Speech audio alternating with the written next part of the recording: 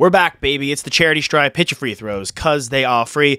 Joshua Fisher, Alexander, Toss Me the Rock, Tosopoulos, DJ, Nikki, Snacks, Kreider. Best of Bleav right here on Stadium. We're back, gentlemen. Another week. Sports.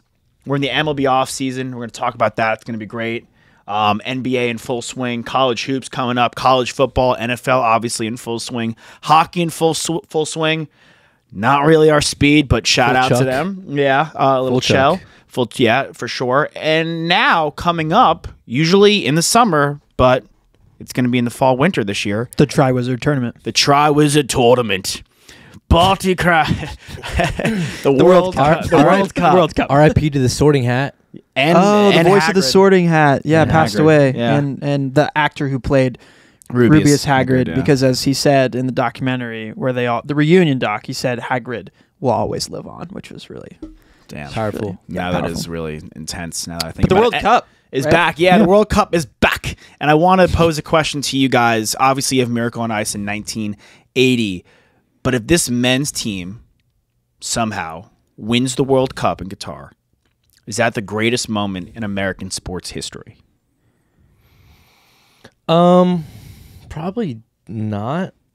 I mean, so many different countries have won the World Cup, and I don't think that they consider that the greatest. I mean, I don't know. Like, maybe I don't think so though. I feel like there's more pivotal moment. I think that the Miracle on Ice thing is a big one. Like defeating the Russians during the Cold War. I think the 1968 after losing to them, the Russians had a dominant reign. Right.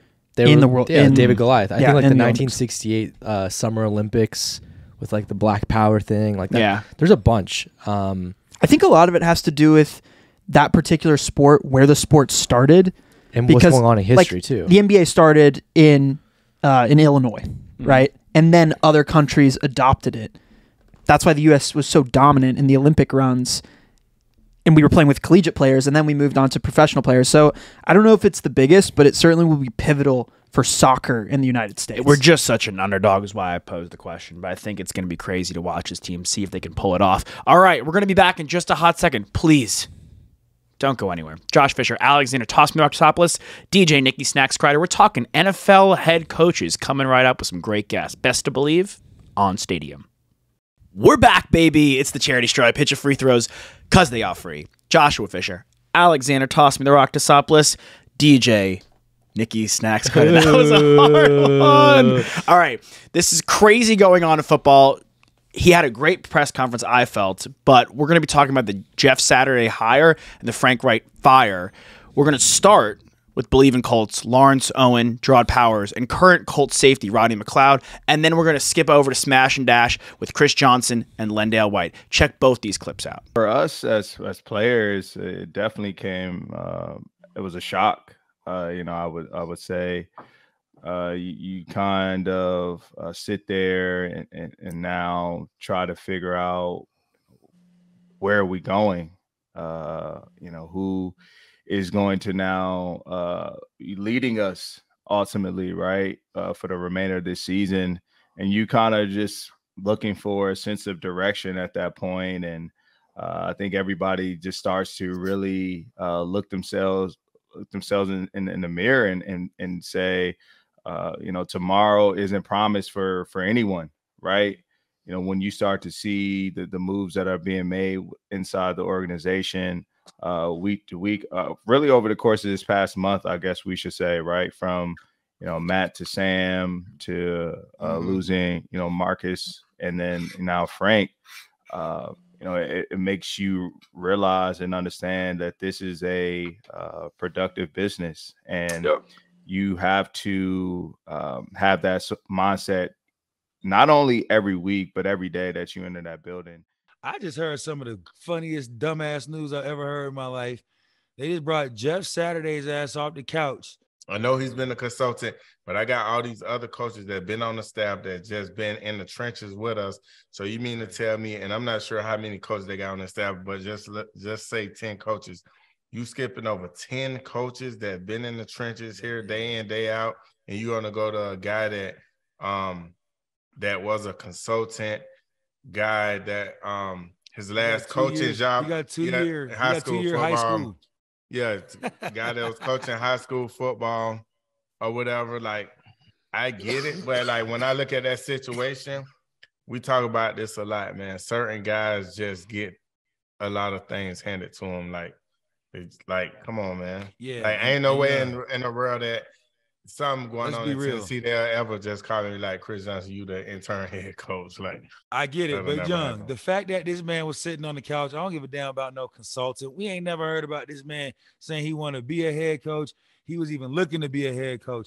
And then I hear the interview, like you said yesterday, where he's like, man, I even asked Jim Irsay, oh, man, it makes sense.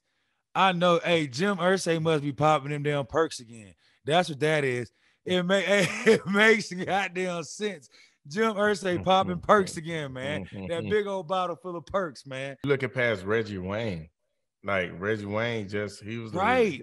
the receiver Reggie coach. Wayne's a Hall of Famer receiver. You right, 2K. So Rodney's in the room. Frank Reich gets fired.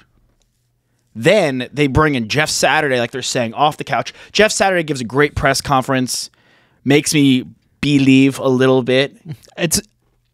I know, like we've had some coaches, right, new hires that have given inspirational speeches. One of the best. Maybe the best I've ever seen. That was all time. As far as And like just true. articulate, eloquent, fired him Jeff up. Saturday. I mean, Right. this guy like is a staple to that organization. He played in the trenches, center, a pretty dominant position, and played at a really high level as a Pro Bowler with Peyton Manning. He means a lot to the organization. I imagine that they think he's the right guy, but at the same time, the expectations are not that high. Like, they just want to squeak away maybe a couple more wins. Maybe, honestly, ownership probably doesn't want to win any more games. I mean, look, it's definitely a bit of a slap in the face to some of the guys in the Colts coaching staff, maybe even Reggie Wayne, who you can argue similar guy to the locker room. And obviously, there's What been he a lot means of to that, question. what he means to that just- franchise. Well, he's going to be a Hall of Fame receiver. He's one of the best receivers we've seen in our lifetime, for sure. undoubtedly. Probably top 20, definitely top 25. Jim Irsay did not give a good speech. He did not give a good answer as to why this guy was hired over the numerous amount of qualified candidates there are, not only on this Colts organization, but also in the league. But I thought what Rodney said was really interesting. All these guys are now, who are on the roster, are competing for their jobs, not only to continue to be on this team, but to be in the NFL. Yeah. And there's a big spotlight on you, because if Jeff Saturday is not the guy, maybe some of these guys that are starting on this team aren't the guys for their position either. Like, it's a lot of pressure for these It's guys. a lot of pressure, and old Jim Irsay maybe sipping on the Yeah, bottle, as as LenDale LenDale would say, a little perky action. All right, let's go back to Smash and Dash. They're talking about the Green Bay Packers. Check it out. The dog Tunchi say they should have got rid of the former MVP, man. The man just won MVP last year. What's going on? With Cheeseheads, Green Bay, it's like they unless they get them some receivers, and for them to not get no trades before the trade deadline for receivers, like the receiver, they got Lazard, but they need they need a receiver, man. Like, I don't think it's A-Rod though, 2K, because people, You know I heard who Lil that Wayne. is. You know Lil Wayne, my dog, and he said they should have got rid of 12 before the season started. But is it the 12's It ain't fault? 12. No, it's not 12 fault, man. Them people Okay. upstairs. That's why they been beefing for the longest. That's why A-Rod been beefing with them for the longest. But why? Like, come on, bro. What- Y'all what don't want to bothers give you him no about that? help. Y'all, hold But up. you can- First of all, no. First of all, we're going to go to NFL draft. What did y'all do to help him out? Nothing. We're going to go to free agency. What do you do to help him out? Nothing. We're going to go before the trade deadline. What do you do to help him out? Nothing.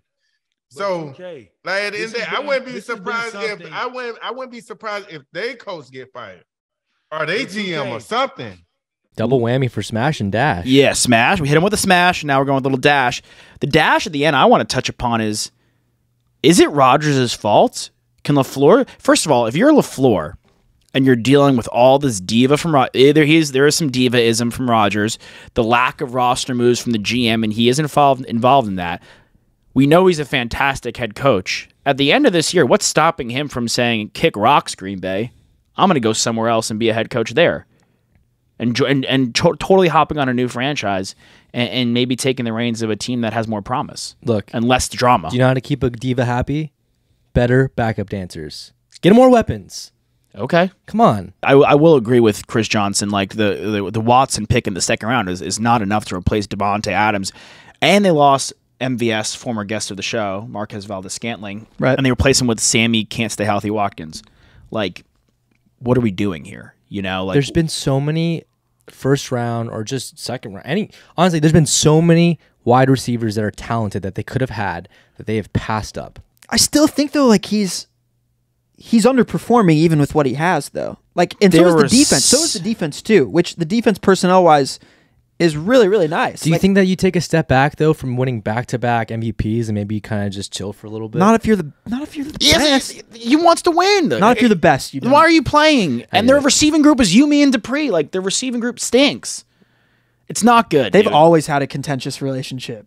Yeah. LaFleur and Rodgers. I've never felt good about them together. I'm saying LaFleur is going for greener pastures, no pun intended, next year. I'm with 2K, but I say he leaves on his own accord. All right, we're going to be back in just a hot second. Do not go anywhere. Not a cold one.